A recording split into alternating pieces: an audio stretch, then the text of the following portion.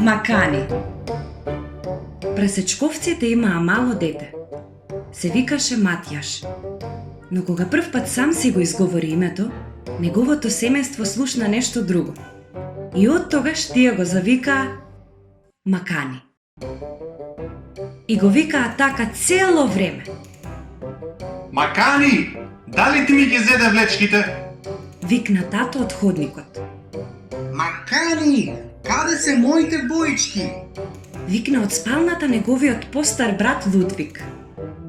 Макани, каде е мојата капа? Цел ден ја барам. Извика неговата сестра Филипина од скалите. Макани, дојди. Ручекот е поставен на масата. Рече мама од кујната.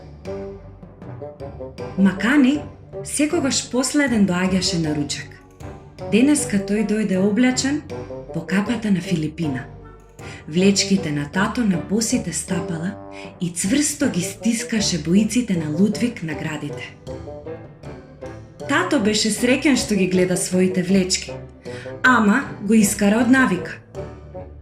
Макани, моите влечки! И си ги измили рацете. Лудвиг додаде. Макани, што е мое, не е твое? Тие бојци ми требаат за утре за на училиште. И му ги одзеде боичките на Макани. Филипина ја грабна капата од главата на Макани и го турна на столот. Мама само воздивна.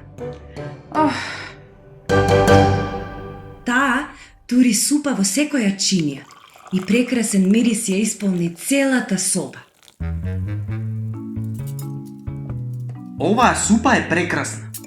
Рече тато веднаш што ми ја проба. И мене ми се допаѓа. Воскликна Лудвиг, чешајќи си го стомакот. И мене исто така, особено со месо. Рече Филипина. Навистина ми е мило. Рече мама. Макани ништо не рече. Парчињата месо беа преголеми за да ги јаде без да ги исече.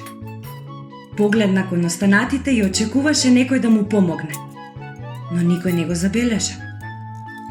Макани, гледај си во чинијата додека јадеш. Така побрзо ќе се најадеш. Рече тато. Тој ја дојаде својата супа и стана од масата. Макани, влечко еден. Викна Лудвиг. Тој стана од масата веднаш по тато. Дури и Филипина ја испразни целата чинија. Макани, се да изедеш. Рече таа. Ги тргна празните чинии од масата. Макани, треба да ги измијам чиниите. Рече мама нежно. Те молам побрзај. Макани скришум пикна парче месо под чинијата. Готов ли си, Макани? Праша мама од кујната.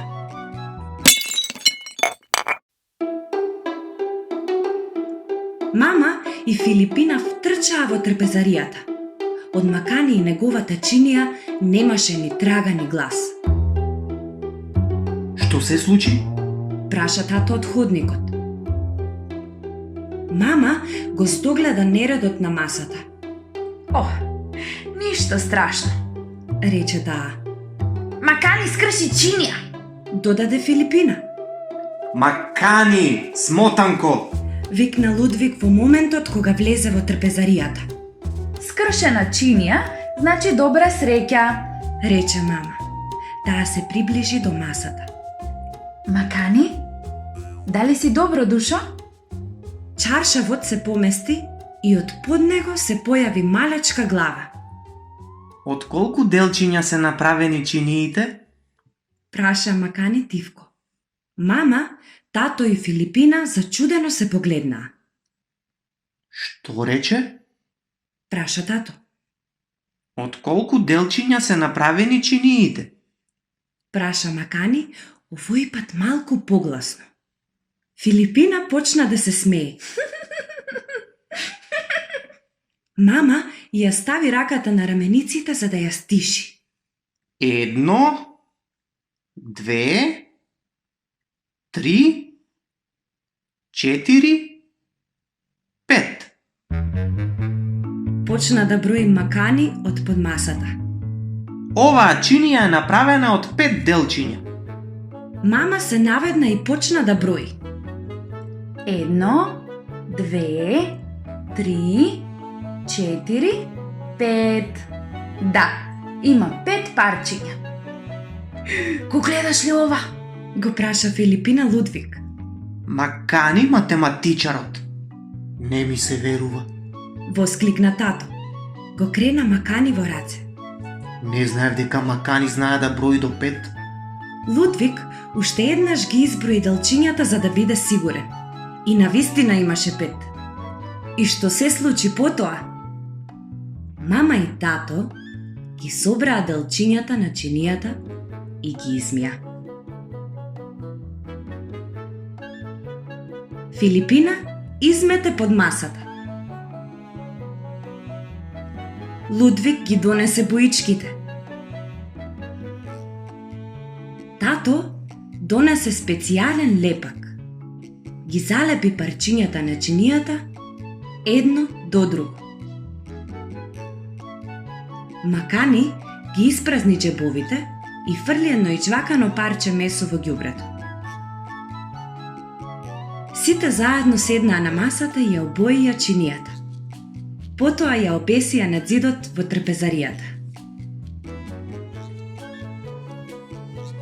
Не е прекрасна?